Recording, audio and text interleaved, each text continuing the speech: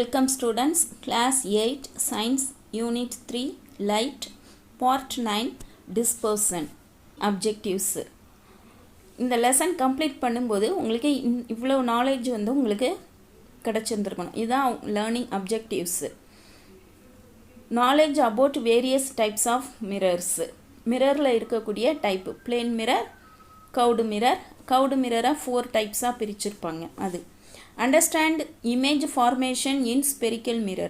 Spherical mirrorல எப்படி image form ஆகும், object எங்க இருக்கணும், அதுக்கு முன்னாடி அதில் இருக்கக்கூடிய terms நமக்கு தெரிஞ்சிருக்கணும். Applications of spherical mirror. Spherical mirror 2 types பிரிப்பாங்க.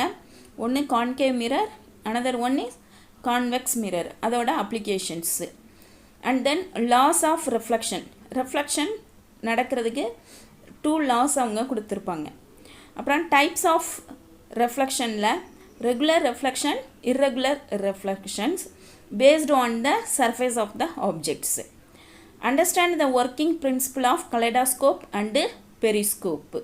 இது வந்து multiple reflectionல செயல்படும். Understand the refraction. Refractionனா என்ன, reflectionனா என்ன அப்படிங்கிறது. இது எல்லாத்துக்குமே நம்ம வீடியோ போட்டுட்டோம், நீங்கள் பார்த்துட்டு வந்துடலாம்.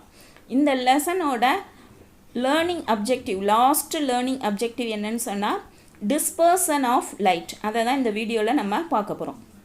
மேப்பு மிரரில் plain mirror, curved mirror.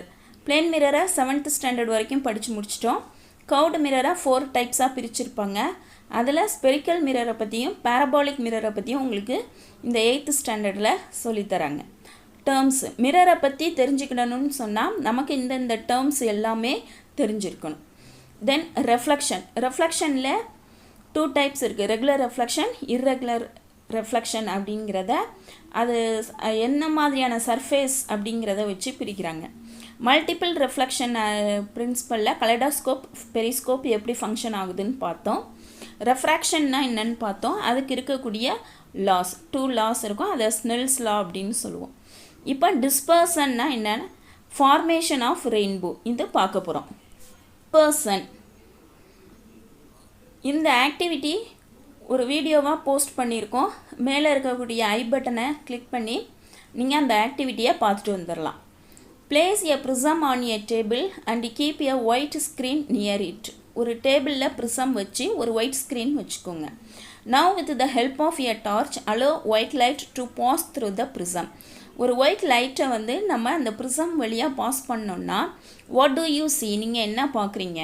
You can observe that white light splits into 7 colored light rays, namely violet, indigo, blue, green, yellow, orange and red.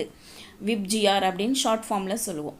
அப்போ ஒயிட் லைட் வந்து ஸ்ப்ளிட் ஆகி 7 கலர்ஸாக நமக்கு தெரியுது.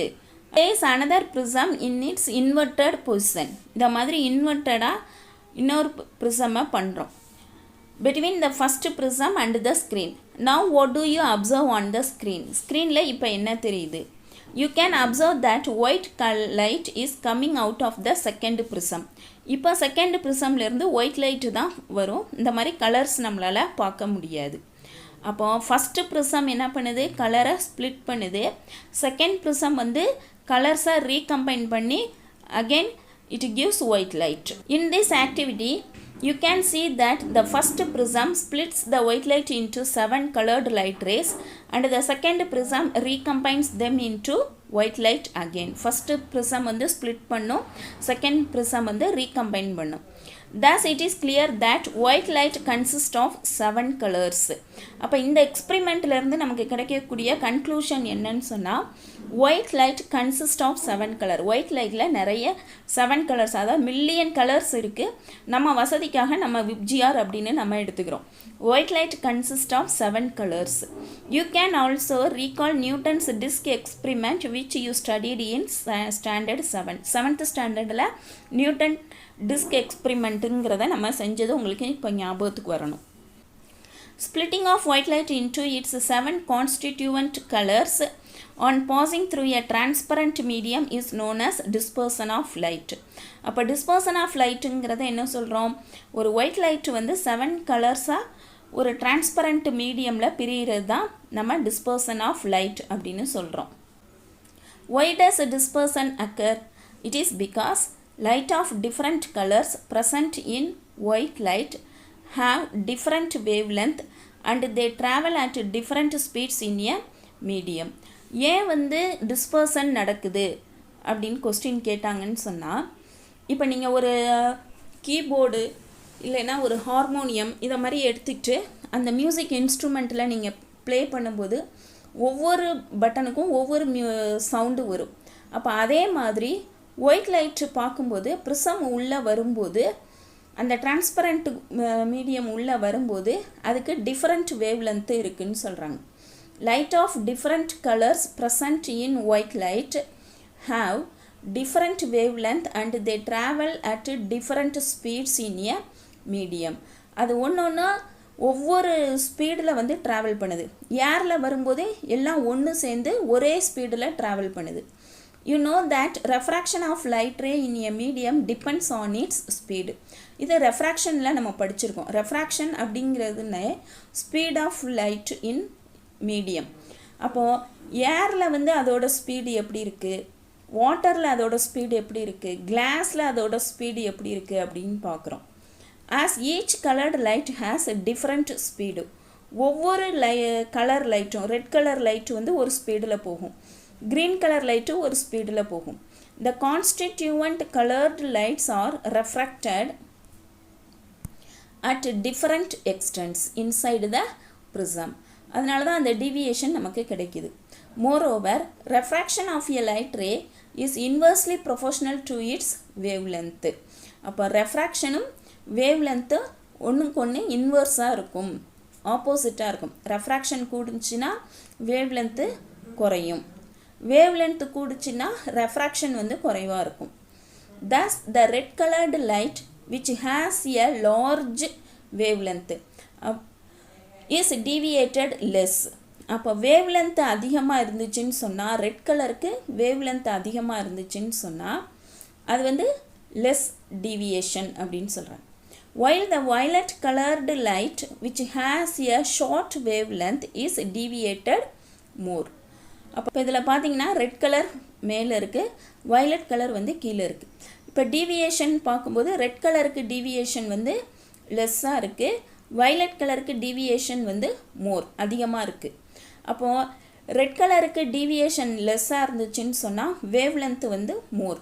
இங்கே வயலட் கலரு டீவியேஷன் வந்து Morna wave length வந்து less. அதான் do you know the formation of rainbow is an example of dispersion of white light. Dispersion of white lightக்கு நம்ம டே டு டே லைஃப்பில் எக்ஸாம்பிள் அப்படின்னு உங்களை கேட்டாங்கன்னா நீங்கள் வந்து ரெயின்போ சொல்லலாம். அந்த சிடி டிவிடி அதிலெல்லாம் நீங்கள் உங்களால் பார்க்க முடியும். அதெல்லாம் வந்து நம்ம டே டு டேயில் பார்க்கக்கூடிய examples. This can be seen on the opposite side of the sun. சன்னுக்கு ஆப்போசிட் சைடில் தான் இருக்கும்.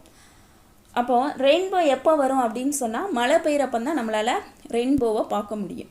இப்போ இந்த ஆப்போசிட் சைடில் இப்போ இது சன் அப்படின்னு சொன்னால் இந்த இடத்துல ரெயின் இங்கே ஃபாலோ ஆகுதுன்னு சொன்னால் நம்ம இங்கே இருந்து இந்த சன்லேருந்து வரக்கூடிய ஒயிட் லைட்டு வந்து இந்த ரெயின் ட்ராப்ஸ் இருக்கு இல்லையா, ஒவ்வொரு வாட்டர் ட்ராப்ஸ்லேயும் அந்த ஒயிட் லைட்டு உள்ளே போகும். அப்போ நம்மளோட கண்ணுக்கு வந்து அந்த ரெயின்போ வந்து தெரியும். After rainfall large number of droplets still remain suspended in the air. When white light passes through them, it is split into 7 colors.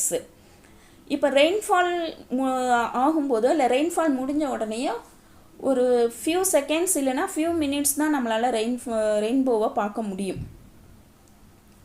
When white light passes through them, it is split into 7 colors. Dispersion of white light from a large number of droplets eventually forms rainbow. Dispersion of white light from a large number of droplets eventually form a rainbow. ஆனால் dispersion மட்டும் அதுக்கு reason கிடையாது. இது உங்களுக்கு higher கிளாஸஸில் சொல்லி தருவாங்க. இப்போ இந்த ஒயிட் லைட் வந்து இங்கே வந்து இந்த மாதிரி 7 கலர்ஸாக ஸ்ப்ளிட் ஆகுறத நம்ம டிஸ்பர்சன் சொல்லுவோம். இப்போ இதில் பட்டுட்டு இந்த மாதிரி வர்றது வந்து ரெஃப்ளெக்ஷன் அப்படின்னு நம்ம சொல்லுவோம். இந்த ரெஃப்ளெக்ஷன் இங்கே இருந்து இப்போ இது வந்து டென்சர் மீடியம், இது வந்து ரேரர் மீடியம், இது வந்து வாட்டர், இது வந்து டென்சர் மீடியம், இது வந்து ரேரர் மீடியம். இப்போ அங்கேருந்து இங்கே வரும்போது ரெஃப்ராக்ஷன் நடக்கும்.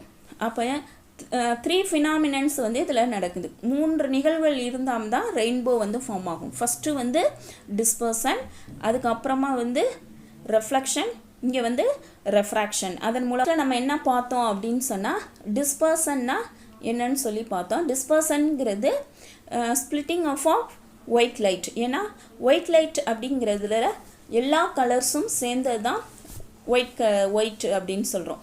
அது ஏரில் போகும்போது எல்லா கலர்ஸுமே வந்து ஒன்று சேர்ந்து ஒரே ஸ்பீடில் போகும்.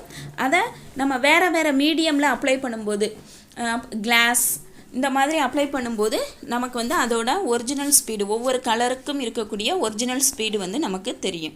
அப்போ டிஸ்பர்சன், ரெஃப்ளெக்ஷன், ரெஃப்ராக்ஷன் இந்த 3 ஃபினாமினன் மூலமாக எப்படி ரெயின்போ ஃபார்ம் ஆகுதுன்னு சொல்லி இந்த பார்ட்டில் நம்ம பார்த்தோம். இப்போ இதோட இந்த லெசன் வந்து நமக்கு கம்ப்ளீட் ஆகுது.